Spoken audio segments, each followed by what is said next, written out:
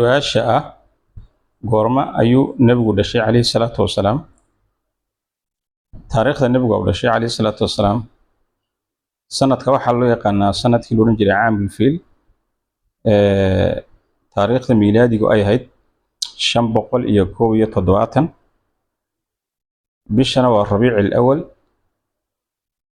laakiin bishii imise ahayd rabiici alawal culimmada taariikhda ku takhasusay iyo siiraha way isku khilaafeen dhowr maalmood oo kala duwan ayay sheegaan ma 12keega ma 9keega ma 8deeda qolba wax way sheegaan laakiin ta ugu caansan inagu naqaanay waxa weeyaan waa rabiici alawal 12keega.